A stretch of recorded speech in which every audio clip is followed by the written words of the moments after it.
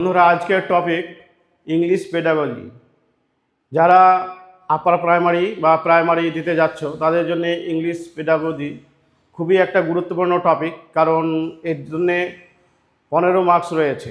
তাই এটা খুব ভালোভাবে জানা দরকার এবং শেখা দরকার, এবং কনসেপ্ট আগে ক্লিয়ার করা দরকার। পরে তো তোমরা এমসিকিউ প্র্যাকটিস করবে বা করছো, কিন্তু তার আগে কিছু বেসিক কনসেপ্ট ইংলিশ পেডাগজির তোমাদের জানা দরকার। তাই আমি তোমাদের জন্য কিছু ক্লাস নিয়ে এসেছি, যাতে তোমরা ইংলিশ পেডাগজির কনসেপ্টগুলো ক্লিয়ার হতে পারো। তো আজকে আমার প্রথম ক্লাস। তো চলো দেখো, ইংলিশ পেডাগজি হচ্ছে কি? পেডাগজি মানে হচ্ছে শিক্ষাদানের পদ্ধতি, art and science of teaching. তো ইংলিশ পেডাগজি মানেই তাই art of science of English teaching, অর্থাৎ কীভাবে ইংলিশকে আরও বৈজ্ঞানিক পদ্ধতিতে এবং এফেক্টিভ ওয়েতে শেখানো যায়, সেটা হচ্ছে ইংলিশ পেডাগজি।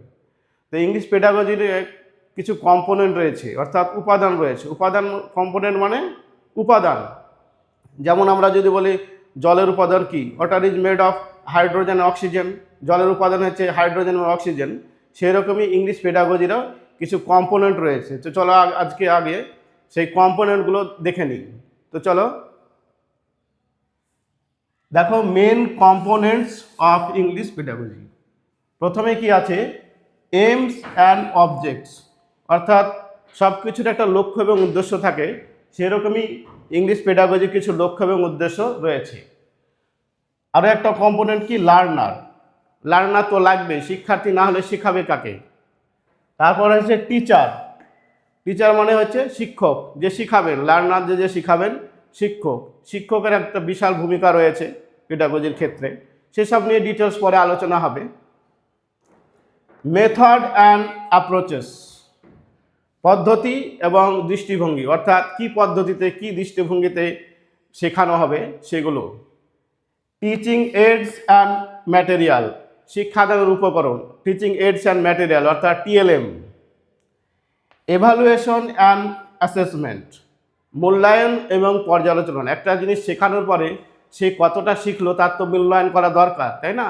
তাই কি পদ্ধতিতে মূল্যায়ন হতে পারে সেগুলো নিয়ে আলোচনা। কারিকুলাম অ্যান্ড সিলেবাস, অর্থাৎ ওয়েস্ট বেঙ্গলে ইংলিশের কীরকম কারিকুলাম আছে, কীরকম সিলেবাস আছে, সেটাও একটা কম্পোনেন্ট। লার্নিং এনভায়রনমেন্ট, আরও একটা উপাদান হচ্ছে, কম্পোনেন্ট হচ্ছে লার্নিং এনভায়রনমেন্ট।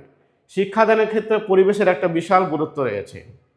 এই প্রত্যেকটা কম্পোনেন্টের ওপরে বিস্তারিত আলোচনা করা হবে পরে অবশ্যই, কারণ প্রত্যেকটা কম্পোনেন্টের আলাদা আলাদা, তাদের মধ্যে আবার অনেক টপিক রয়েছে, তাদের আবার আলাদা উপাদান রয়েছে। তাই প্রত্যেকটা টপিক নিয়ে, প্রত্যেকটা কম্পোনেন্ট নিয়ে আমি বিস্তারিত পরের ভিডিওতে আলোচনা করব। তো আজকে এই ক্লাসটা দিয়ে শুরু করলাম। তো তোমাদের প্রতি আমার বিশেষ অনুরোধ, এটা অবশ্যই শেয়ার করে দিবে এবং লাইক কমেন্ট শেয়ার করবে, যেন পরের ভিডিওগুলো তোমরা বা অন্যান্যরা দেখতে পারো। তো অবশ্যই পরের ভিডিওতে আমি পেডাগজির আরও অনেক টপিক নিয়ে আরও আলোচনা নিয়ে আসছি। তোমরা অপেক্ষায় থেকো। তো thank you for watching, like comment and share.